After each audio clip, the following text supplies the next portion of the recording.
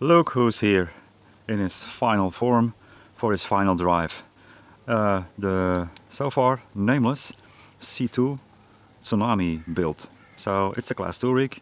We tried to follow the regulations. There was a rule book that was mainly about the axle width, where you need to have it the wheelbase on 315 maximum.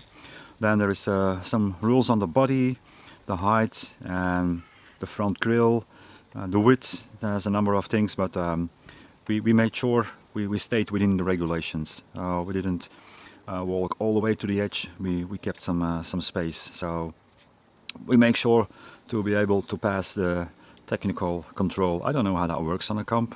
Is there some technical control in the beginning? I don't know. Anyway, the body is painted now also. We had some silverish, bluish Tamiya paint on the shelf for a long time, and I thought this was a build that could use it. The hood on the front is painted black from the inside. Then there is the bed that is black from inside and outside, so it's a little bit matte. And then we did our best, but we somehow managed to get this up here. So it's not completely perfect, but it's also not too bad. It's a special effect. What did we change? Well, there were minor changes on geometry. That was already rather good from the start. As you see, I'm being really cautious because it's not my truck. I want to give it I want to hand it over without too many scratches. What the major thing we changed was wheel hangers on the rear for the F10 axle, and the Mia's axle is some kind of hybrid F10. So the ones I bought from Hookcrawler, AliExpress, were not exactly fitting. I needed to work them a little bit. Let's see how this goes. Does he plant the front back down? That goes well. Can we now pull also? Oh, that would be a really great. Oh, that's a really crazy line. That's really crazy. It's a C2 class build. Did it really well. Well, so I needed to take out a little bit of material. They didn't really. They are still tight, but they fit right now. So probably if you buy these from Mius, they will probably fit, but I let go of the steering a little bit too early. They will probably fit well. So why did we put the weight hangers on there? He was very light in the rear. I don't know if you remember the last time. He was in weight front 66%, 34 on the rear, and now with the weight hangers, editor will probably put a picture on. I think we have 60, 61, 39, something like that, and that's exactly as you see how he drives now. As I feel it, it's what you want. What else did we do? Kenneth printed a bumper that fits the regulations and it fits the vehicle well. We still are running on Tusks, but there's gonna be other tires. I need to think about which tires he's going to leave to his forever home. Do we? That is crazy. That is crazy. That is crazy. These Tusks with these inserts. Is he going to make this one? Doesn't tilt over. With the body and those extra weight hangers, we are now around, I think, 2.5 kilograms, maybe 2,550, something like that. But I think that is acceptable for a C2 build. Yeah, I'm really happy on how he drives. Now he unloads the rear, but the axle stays down, so that's what you want. Also, the shocks, the ways these are set up, I'm really happy on how they work. Because maybe I can show it somewhere. When he's driving on a flat surface, he's really pulling that rear down. But when he's climbing, he's actually extending the shocks. Can I show it somewhere? I will probably need to film from another angle to get that in the picture, but I think you know what I mean. There's Plum. There's a number of lines on Plum. Let's see how that goes. I wouldn't be surprised if he would pull these lines. Oh man, so nice, so nice. A little bit of body scratch, but we're not going to cut the body down. Attack this one more time from over here. That is That is really, oh man, how does he keep the, no, he's going to unload. He was going to unload. He's telling you that he's going to unload though, so you have time to react. Wow, that was really fast. But I managed to catch him. So before a rig leaves, we need to know if it can do the shenanigan lines. Useless for nothing, but amusing, yeah, of course. And this is probably the place where this one was going to fall and scratch his body for the first time, as he did. And that was 100% my approach line. That was not correct. Let's try it again. A little bit more over here first, and then pull up, because we had the diff in that rock, and then he could unload the front. But now, when we take the better line, shuffle towards me. We don't need wheel speed. We can just do what we want to do. That's really great. Okay, I hope Kenneth is gonna be happy with this one, because it's really I'm getting better at these things. Meaning it takes less time to come to the final tuning. That's a game changer, because I'm winning so much time. I still find it rather incredible how even a C2 rig, when built properly, eats the lines. Yeah. And again, we will have to wait and see on somewhere on another space, on another place, on a competition maybe, to see how well we side hill. But I think it's gonna be not too bad at all. He's unloading that rear, but he's keeping the axle in. That's what we want to see. Yeah, as you can see, it's so nice keeping everything down. Yeah, can I make the turn in without losing that rear? So we're gonna have another massive drop, but he's putting it back down again. Oh man, and it's so controllable.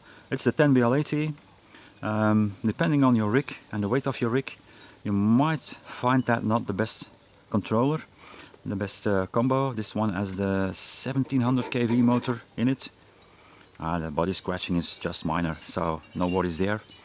But it is, let's say, how shall I, forgiving. It is very forgiving, and that's for someone who learns to crawl also a nice thing to have. And the to-be owner of this car is learning how to crawl, so he's going to get something very capable, but also something very forgiving. Isn't that a nice thing? How does he descend? Yeah, as one can expect. I'm also very curious how he will be on camera, because I see him in real life, but I wonder how the colors will pop up on camera. I think it's not going to be too bad. It's a really special, it's some kind of dual tone color from Tamiya. I forgot the PS number, but it's blue with silver. And now we are asking a lot, because it is skid forward, but not too skid forward. So I'm going to do the slow approach on this one, because I do not want him to, I'm going to lose it. Look at the steer angle. Steer angle is saving me. I can feel, yeah, you could feel that one coming from a mile away. We are still testing the tusks with the visitor inserts, and they are so soft. I like soft inserts, but these are probably a little bit too soft. And what you get then is that these kind of shenanigans don't always go the way you want them to go. I want them, this might be a better approach. And then when you have the right line, yeah. And then when you have the right line, it's just like eating lines for breakfast, as if it's nothing. Also, this gear train, this drivetrain from this car is very silent. I think we got the gear mesh right. It was already silent without the body, but often the body acts like a speaker and amplifies the sound. But in this case, that doesn't seem to be. That doesn't seem to be so. So yeah, it's a little bit louder, but it's not really. Okay, wall side, just pure wall side. Let's see where you get, boy. Let's see. Let's also try to get it, to keep it in frame.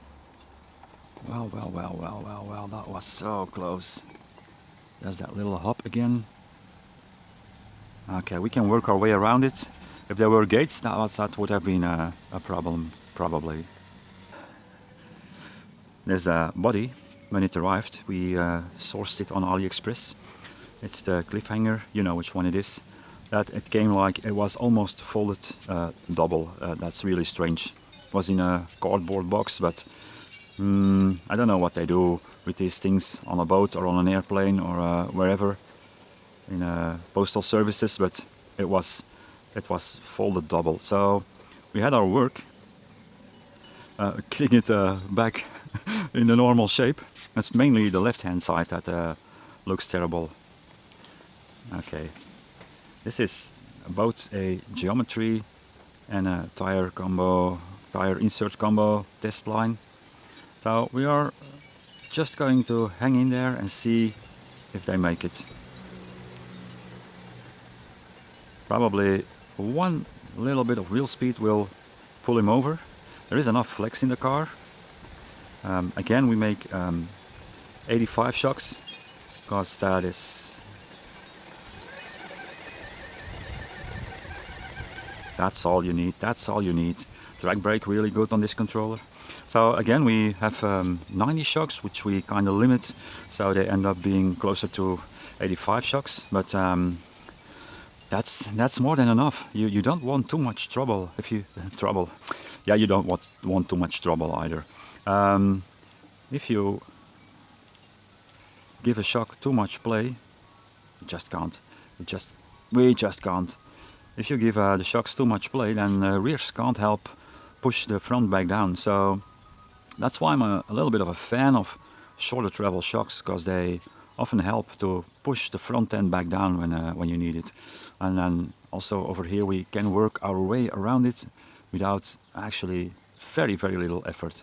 We've been here before with this car, and it didn't make it then, and it doesn't make it now either. But can we save him? That's the question. Probably not. This is yeah, the Cliffhanger is doing Cliffhanger stuff right now. Just can't get... wait a second. There it is. Very nice, boy. Yeah, I can keep on driving for a while. We are running a 650 milliamp 3S battery, and it does really nice on that.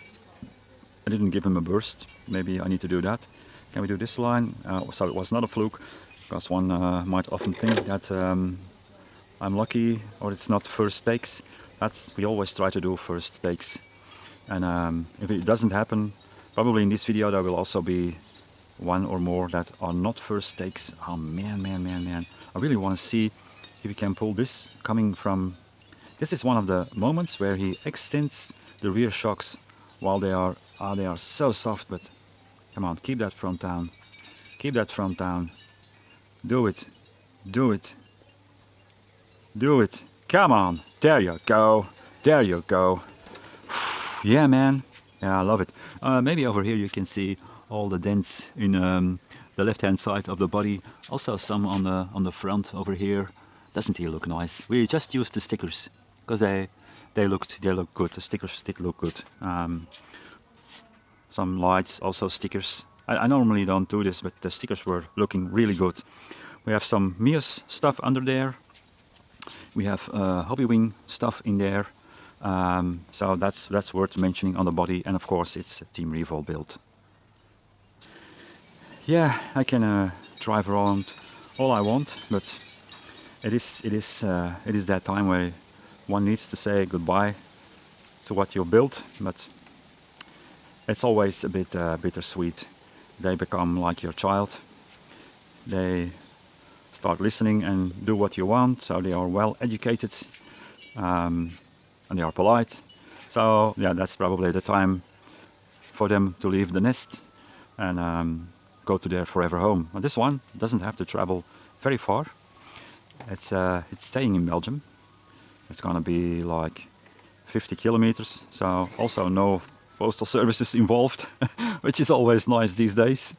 Maybe I want to see him do this line from over here. Show me what you got, boy. drive that wheel into that notch, pull yourself up. You want to go a little bit more driver. Well, that is actually, it's not a side hill, but and now we want to see, can you grab on this one? I want to see it, I want to see it. Ah, man, did you see how it works? Did you see? And now we want also grab on something over here. Just the first pull. Okay, and I can't wish for a better ending than this one. Because it's time to say goodbye to our nameless Tsunami C2 build. I will also say goodbye to you. Hope you come back for more, because this build is finished. It's the third build in 3 months, and the fourth one is starting right now as I go inside.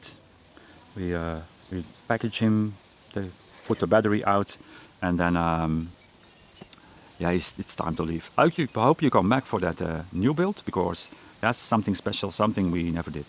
Hope to see you then. Bye. And there is our white friend. Now, I wonder how you did end up here. Well, I will tell you. While I was rambling him out of the frame, he ended up over here, and I'm not sure if we will be able to save it, but let's give it a go.